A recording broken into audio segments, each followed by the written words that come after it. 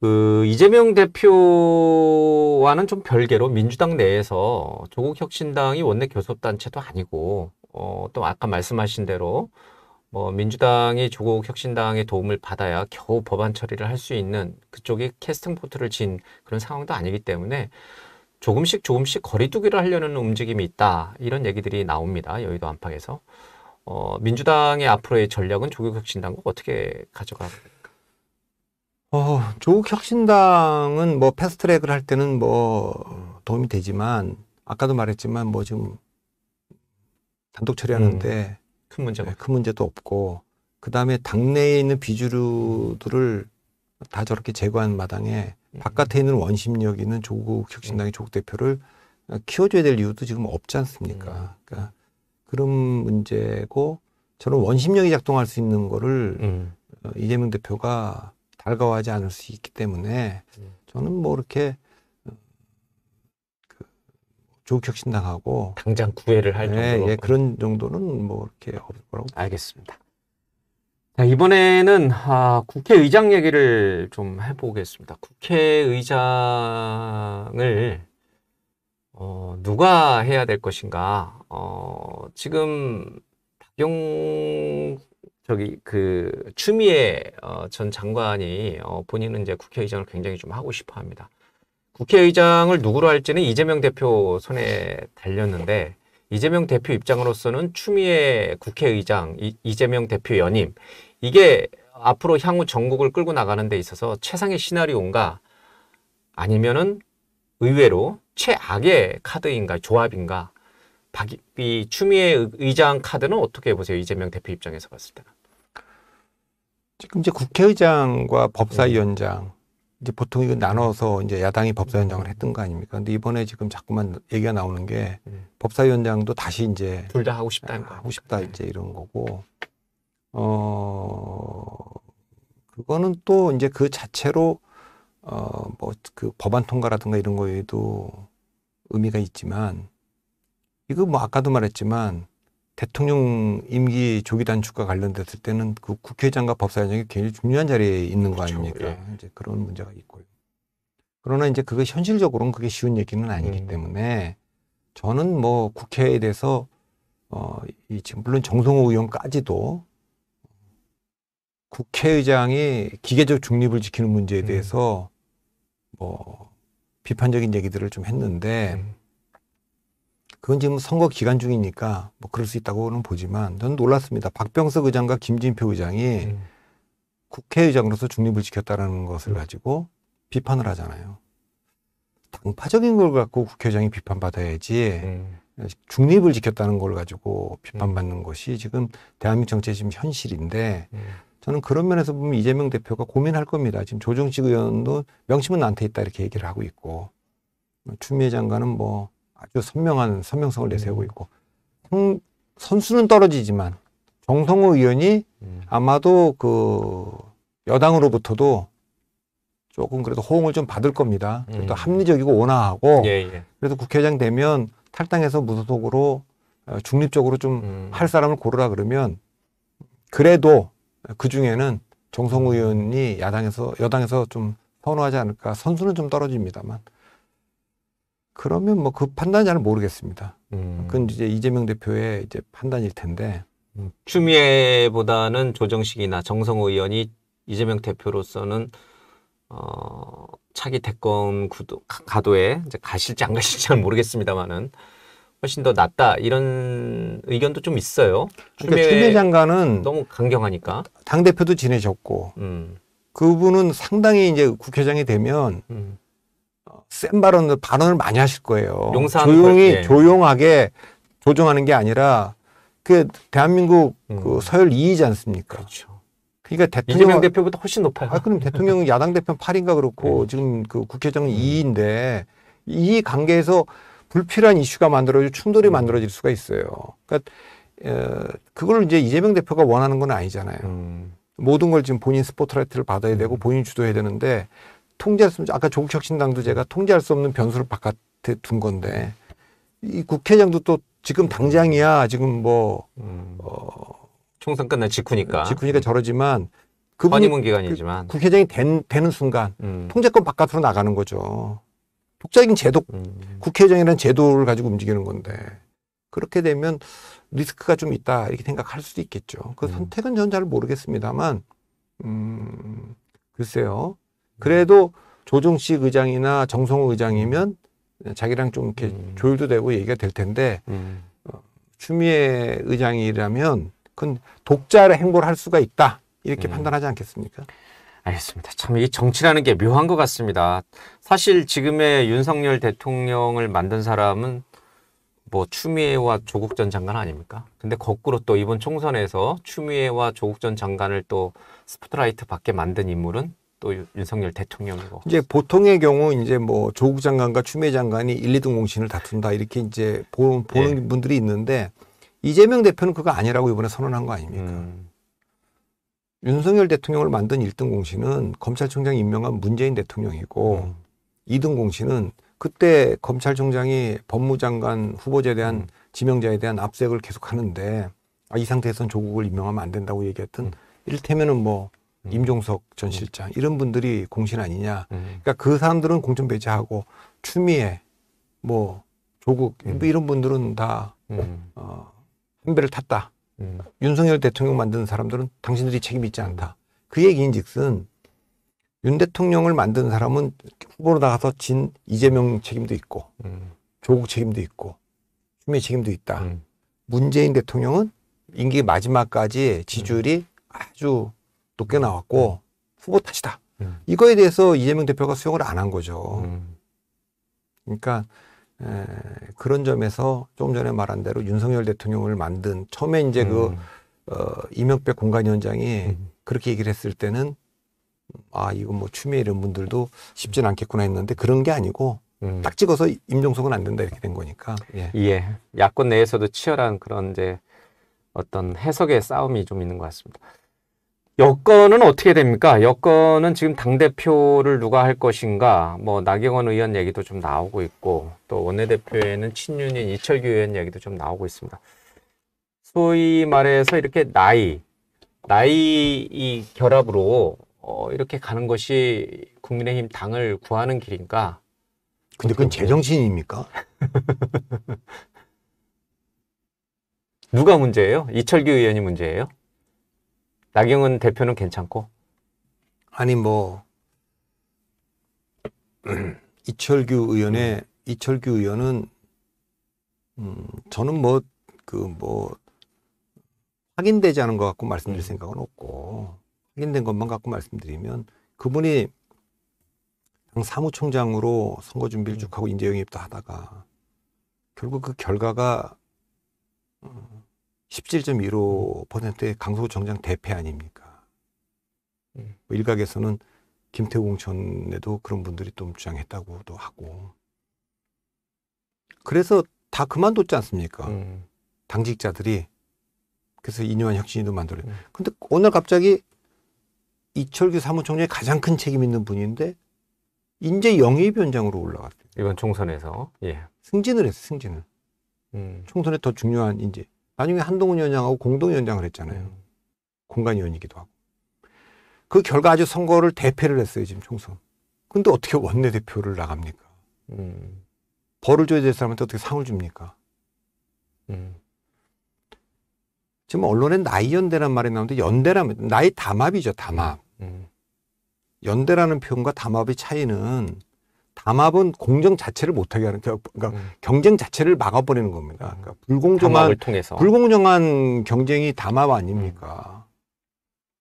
1등과 2등이 손잡으면 그건 담합이 되는 거죠. 예를 들면 김장연대 같으면은 연대가 된다는 건 김기현 후보가 언더독이고 그 위에 뭐 나경원도 있고 안철수도 있으니까 뭐 그렇게 손잡을 수 있는 건 연대라고 할 수 있지만 지금 나이는 연대가 아니라 담합 아닙니까? 근데 지금 다 떠나서 이 총선, 이 집권당 사상, 역사상 이런 패배가 없는데 책임을 져야 될 사람이? 1등 공신이 어떻게 원내대표를 하겠다고 얘기를 합니까? 그러니까 저는 지금 집권당에 보면, 아니, 홍준표 시장도 지금까지 2년 동안 이 당을 망친 장본인 장제원 비서실장을 추천했다고 하고, 100% 당원 투표를 하는 그분이 지금 박근혜 당대표 시절에 혁신위원장을 맡아서 민심 50대 50 반영하는 거 당대표도 70대 30이고 이때 30%는 그때 민주당 지지자들도 참여할 수 있는 그걸 만든 분이에요.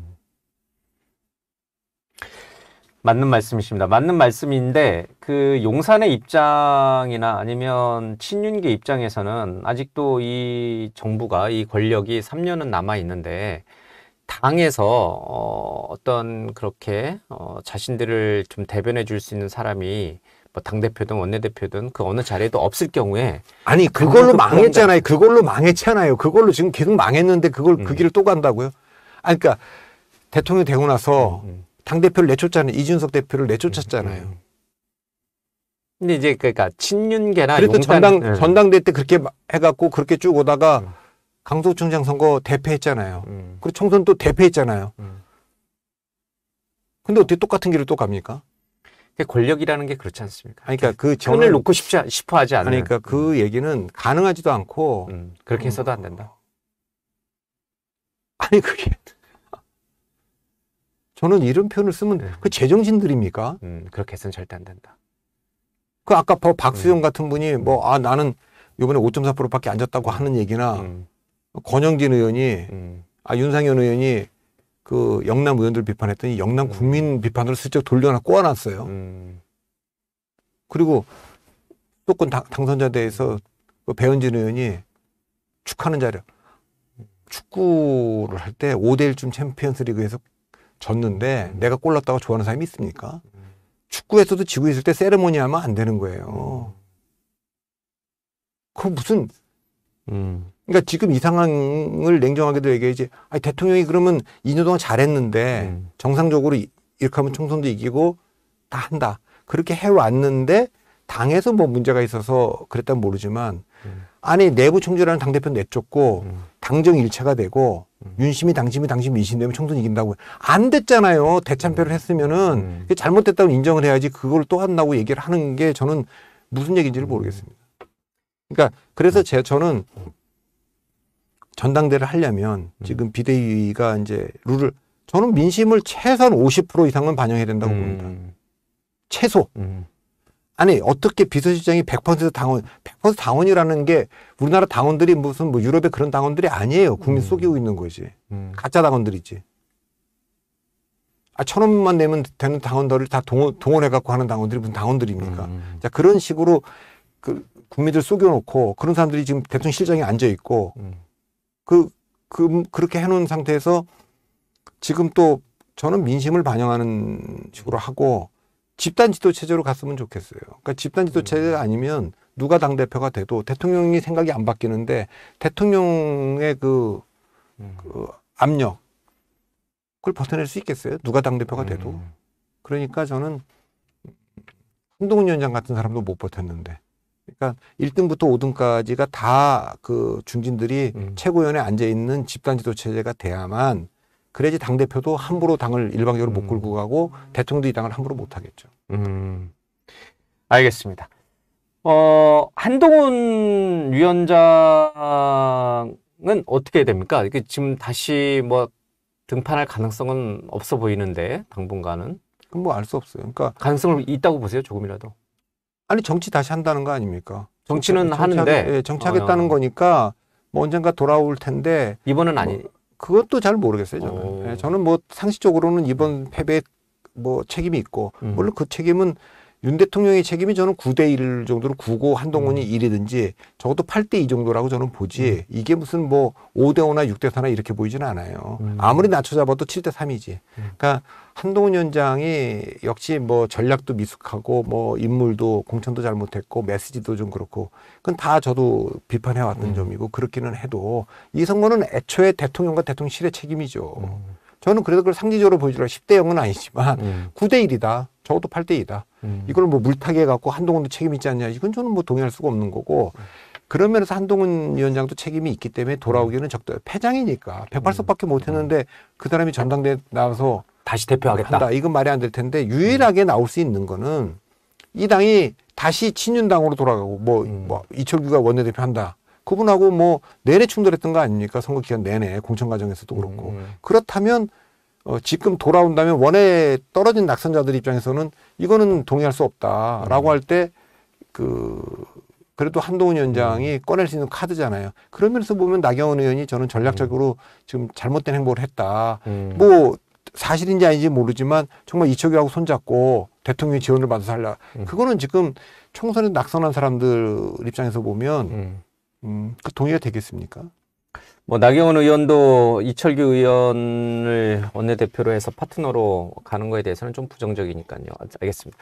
한동훈 위원장의 재등판 시기가 이번이 될지 아니면은 뭐 그거 아니면 이제 뭐 본인은 뭐 재보궐선거가 1년 뒤쯤 있을 텐데 그렇게 간단치는 않을까. 이번에 본인이 선거해 보니까 선거가 어렵고 정치가 어렵다라는 걸 깨달았겠죠. 깨달았을 텐데 얼마든지 기회가 있었는데 그분도 뭐 이렇게 뭐 다 검사 출신들이라 그런지 대통령도 그렇고 그분도 그렇게 귀를 열고 듣질 않잖아요. 그러니까 본인들이 정치를 잘못 알고 있고 선거 잘 못하는데. 예.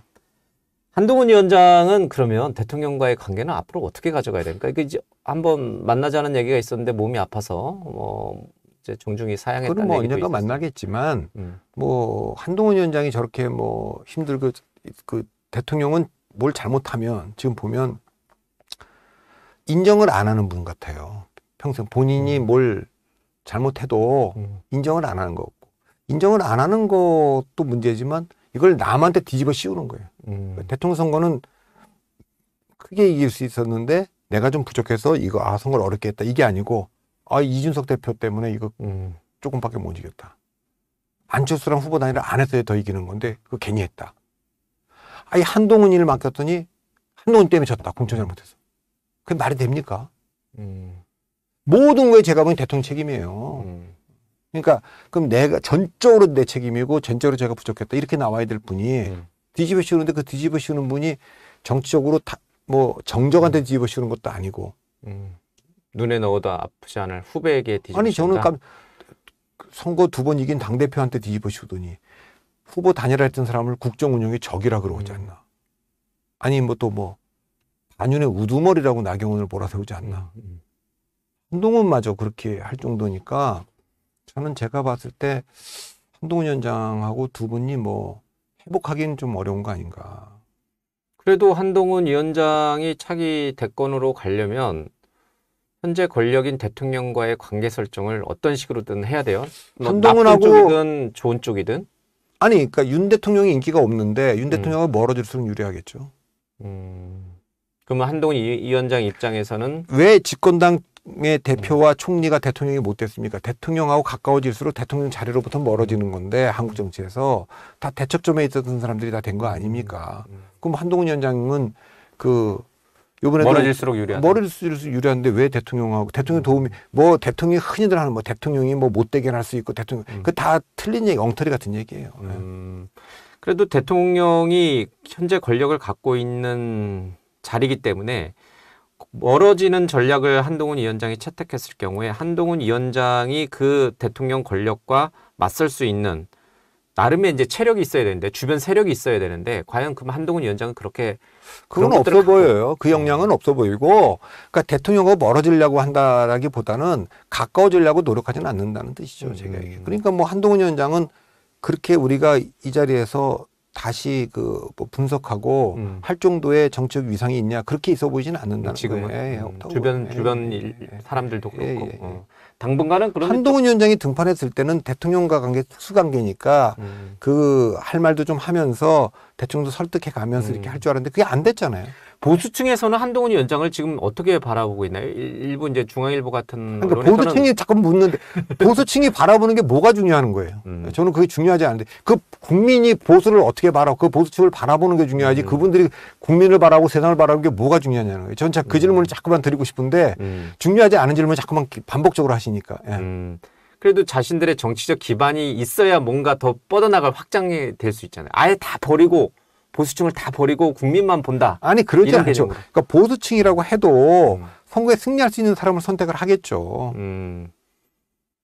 그중에 한동훈 위원장은 그 스스로 축소됐잖아요. 그분이 뭐 원래 처음에 나올 때는 중도나 젊은 사람들한테도 조금 어필할 줄 알았는데 보수로 국한됐잖아요. 근데 보수에서도 지금 뭐 신뢰할 수 없다 이렇게 되니까 길을 잃었고, 그러면 보수 입장에서 생각해 볼 거예요.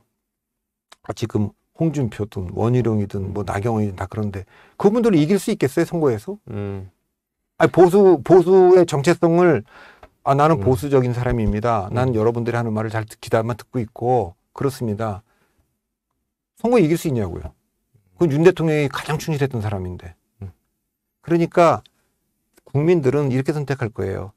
예를 들면 오세훈처럼 보수 우리가 신뢰는 하는데 신뢰를 하지만 중도표도 갖고 올 수 있는 사람, 이 사람이 유리하겠죠. 다음에는. 그렇게 생각한다.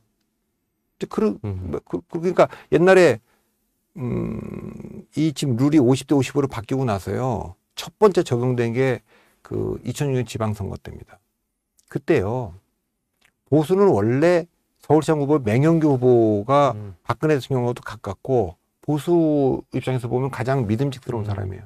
처음에 치고 나갔는데 그 다음에 누가 등판했냐면 홍준표인데 홍준표는 오히려 중도 지향적인 분이. 근데 해가 바뀌어서 2006년에 누가 이겼냐? 결국은 오세훈 후보로 선택했어요. 누가 나가도 이길 선거지만 오세훈 선택한 이유가 뭡니까? 가장 확실히 이길 카드니까. 자, 2007년 대통령 선거 때도 이명박과 박근혜가 있어요. 보수가 지지하는 후보는 박근혜죠. 그러나 이길 수 있는 가능성으로 보면 이명박이죠. 그럼 이명박을 선택하는 거죠. 자, 그러면 다음 대통령 선거 때도 똑같습니다. 저 당은 지난번에도 이 당에 성장했던 홍준표도 있고 유승민도 있고 원희룡도 있지만 그때는 윤석열이 나가는 게 제일 가능성이 있다고 생각해서 뽑은 건데 다음 대통령 선거도 확장 능력이 있는 사람이 되겠죠. 최근에 이제 일부 보수 언론을 중심으로 다음 두 번째 보수의 대표 주자는 검사 출신이 아니었으면 좋겠다 이런 얘기를 나오는 것도 지금 뭐 대표님이 말씀하신 그런 맥락에서 보수 언론도 그때도 그러니까 이게 선거나 정치는 전문성이 있고 굉장히 어려운 거예요. 근데 지금 자꾸만 뭐 윤석열이다 윤석열이다 또 한동훈이다. 그 정치가 그렇게 하루아침에 되는 게 아닙니다. 한동훈 위원장이 방송을 보면서 좀 그런 것들을 좀 많이 고민해 봤으면 좋을 것 같다 이런 생각도 좀 드네요. 이준석 대표의 정치적 운명은 어떻게 됩니까? 앞으로 유승민, 이준석을 결국은 다시 돌아가겠습니까? 네. 뭐 유승민은 거기 있지만 우리가 이렇게 보면 그렇잖아요. 민주당이 좋아하는 보수 정치인이잖아요. 그러니까 그걸 진보가 그러니까 유승민은 모든 조사에서 보면 여야를 다 합해 갖고 하는 조사에서는 당 대표가 됐든 대통령 높이 나와요. 그건 되게 압도적으로 민주당 지지층들이 지지하는 거잖아요. 반대로 보수층으로 제안하면 극히 미미하잖아요. 그러니까 저 안에서는 승산이 없는 거죠. 그러니까 보수 입장에서 보면 저 사람은 대통령 되면 배신할 사람이다. 뭐 이렇게 생각을 할 겁니다. 근데 어쨌든 진보가 지지하는 좋아하는 보수 정치인이죠. 안철수는 거의 남아있진 않은데 중도층 일부가 지지하는 중도 정치인이죠. 이건 얘기를 역으로 뒤집어 말하면 보수층에서도 신뢰를 못하고 진보층에서도 신뢰를 못하는 걸로 쪼그라든 거죠. 안철수의 전성기 때는 중도 이미지를 가지고 진보층에서도 차선으로는 안철수 괜찮다. 보수에서도 괜찮다. 이랬는데 이게 지금 양쪽 다 싫어하는 사람이 됐으니까 쪼그라들었고 보수가 좋아하는 보수 정치인들 있잖아요. 지금 그거는 뭐 나경원이다, 뭐 홍준표다, 원희룡도 그리 간 거고 한동훈도 그리 가고 다 그리 간 거잖아요. 그럼 이게 스스로 자기들이 강점을 다 버린 거잖아요. 홍준표, 원희룡 다 그렇게 버린 거잖아요. 오세훈도 한때 그랬다가 지금 오세훈은 유일하게 지금 중도가 지지하는 보수 정치인이잖아요. 그러니까 제일 유리한 포지션에 지금 오세훈이 있는 거죠. 상수로 있는 겁니다. 나머지는 뭐 다 그 약점들이 있죠. 근데 앞으로 레이스는 좀 또 새로운 뉴페이스가 나타날 수 있으니까 좀 봐야 되겠고 검사 출신들이 많이 있지만 검사의 정체성이라고 하는 건 뭐 원희룡도 검사 출신이지만 정치한 시간이 훨씬 기니까 그 사람들의 정체성은 정치인으로 봐야 되고 지금 이렇게 바로 검찰총장에서 바로 나온다거나 법무장관에서 바로 이런 거는 이제 있으면 안 되죠. 보수 쪽에서 잘 귀담아 들어야 될 얘기인 것 같습니다. 민주당 쪽은 이재명 대표의 독주가 상당 기간 계속될 거다 이런 전망이 많더라고요. 그건 이제 사법적 리스크가 분명히 있긴 하지만. 조국 이재명은 달라진 게 하나도 없어요. 사법 리스크를 벗어난 게 아니잖아요. 그러니까 이번에는 국민들이 차악을 선택한 거예요. 그러니까 정치라는 건 최선을 꿈꾸지만 최악만 선택하지 않고 차선과 차악 중에 고르는 건데 지난 대통령 선거 때도 이거 참 죄송한 얘기지만 최악을 이재명 대표로 본 거고 차악을 윤석열 대통령 후보로 본 거고 이번에는 윤석열 대통령을 최악으로 본 거고 이재명 대표와 조국을 차악으로 본 거 아닙니까? 국민들은 차악을 선택한 거지 차선을 선택한 게 아니에요. 그렇기 때문에 일회용 아픈 해초리. 그러니까 문재인 대통령과 민주당을 아프게 때리기에는 윤석열이 제일 좋은 해초리고 지금 윤석열 대통령을 아프게 때리기에는 조국과 이재명이다 이렇게 선택해서 한 거기 때문에 그런 면에서 이분들의 미래가 밝다 이렇게 왜냐하면 법원의 시간에 쫓기고 있는 분들이니까 아까 말씀한 걸 얘기 드리면 그래서 이제 유승민은 저당 안에 있는데 입지가 매우 좁아졌고 유승민을 대체할 수 있는 이준석이 이미 성장을 해버렸잖아요. 그 포지션을 잡고 있는. 그러니까 유승민의 공간은 잘 없어 보이고 그 자리에 이제 이준석이 뭐 저당으로 돌아가겠어요. 지금 안 돌아갈 거고 계속 바깥에서 이제 영역을 좀 확장하겠죠. 그러니까 이제 어떤 신문의 제목이 그렇더라고요. 이재명 조국보다도 윤석열 대통령과 김건희 여사가 더 싫었다. 그러니까 이번 총선 결과는 이제 말씀하신 대로 차악, 최악과 차악의 개념인데 계속 부정 여론이 60%를 넘는 상황이 지금 2년간 됐는데. 근데 어쨌든 총선에서 압승을 거뒀기 때문에 이재명 대표가 당에서는 당권을 갖고 움직이는 영역에서는 당분간 주도권을 갖고 갈 수 있지만. 그렇다면 이재명 대표로 대선을 치를 경우에는 그럼 또 어떻게 되는 것인가? 그건 또 다른 얘기죠. 완전히 달라지는 얘기죠. 그때까지 갈 수 있는지하고 대선 치를 때 승리할 수 있냐는 완전히 다른 얘기네. 그러니까 그거는 이번 선거에서 그때도 마지못해 윤석열 대통령 찍었듯이 이번도 마지못해 이제 조국과 이재명 찍었기 때문에 이분들이 다음에도 나와서 국민의 지지를 받는다라고는 저는 거기 동의하지 않습니다. 그건 뭐 완전히 다른 얘기죠. 그렇죠. 완전히 이제 좀 달라지는 얘기로. 알겠습니다. 아이고 긴 시간 동안 우리 박성민 대표와 함께 뭐 여야 또 이제 용산과 이재명 대표의 회담까지도 좀 얘기를 좀 나눠봤습니다. 자, 말씀 잘 들었습니다. 고맙습니다. 감사합니다. 예.